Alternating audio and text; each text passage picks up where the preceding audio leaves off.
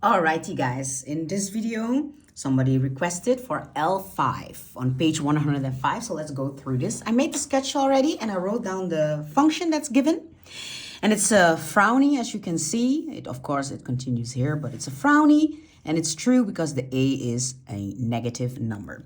We can write down first our A or B and or C, which is going to help us out later. Very important. Now, Bianca plays tennis. The height of the ball during one of her strokes is represented by the following function. X and Fx are given in meters. So here we have Y, which is of course corresponds with the outcome, Fx. And they're given in meters. See the figure. Now, at which height does Bianca hit the ball? This is Bianca. She hits the ball here. This is what we can see. Well, to figure out our height, we have to fill in a x value, which is a horizontal value, to give out the vertical value. So we fill in x is 0. So the moment you get asked, and you can see that the graph starts like this, at which height is something being thrown or tossed or starts, you can most of the time fill in x is 0. So we're going to fill this in, value function 0. You, of course, show how you fill it in. But of course, your calculator does the rest for you. But if you are smart, you can already know, because that of the C, that's 2.1, that if you calculate this on the calculator, go ahead and pause the video, you will get outcome 2.1. So you can immediately write down for question A, 2.1 meters. Or you show this calculation, which will give you the same amount of points, because then you understand what to fill in. But we know this because this is actually the y-intercept, which corresponds with the y-coordinate of 2.1. Over here, we get 0, 2.1. That's the coordinate. Let's go to question B.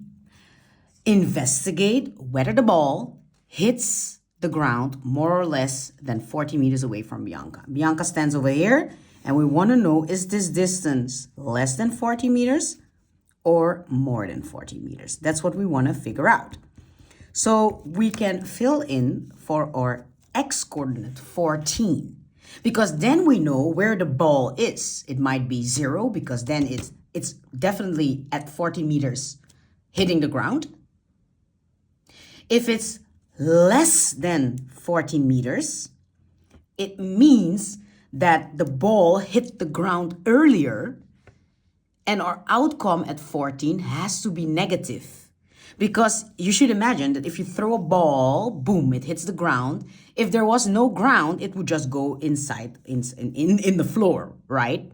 So your y-coordinate, here's the y-x, would be negative.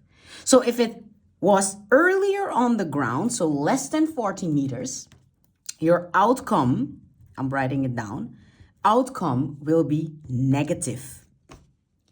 But if it's more than 40 meters, it means that the ball is still in the air. It didn't hit the ground, not yet. Then our y has to be, outcome over here has to be positive, because it's still up in the air. So let's figure that out by calculating. If you already know that you got to fill in 14, that's a good start. Yeah, because of course, for filling it in, you do already get points. And then it's all about writing the conclusion. So you can use the calculator, of course. It's a negative number. We don't put brackets around it, around the 14, times 14, and then plus 2.1.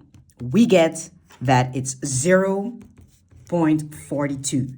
So that means at 14 meters from Bianca, so let's say over here, here is 14, the ball is still in the air at a height of 0.42.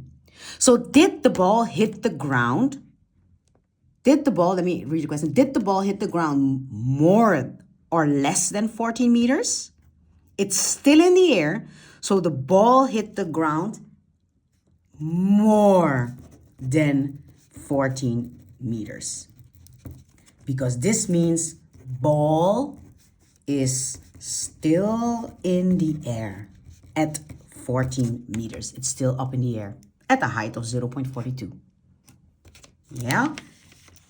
If you still find this confusing, I do advise you to make 25 and maybe 27 because I'm not going to explain those two.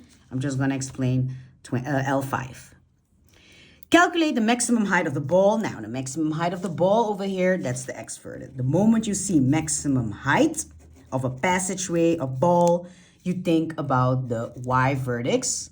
But of course, to get the Y vertex, we need X vertex. Yeah, very important. We got a formula for that. Minus B divided by 2A. We stated our ABC. Minus B, so minus 0.72 divided by 2 times minus 0.06. And if you have this calculator, you have to put brackets around the denominator.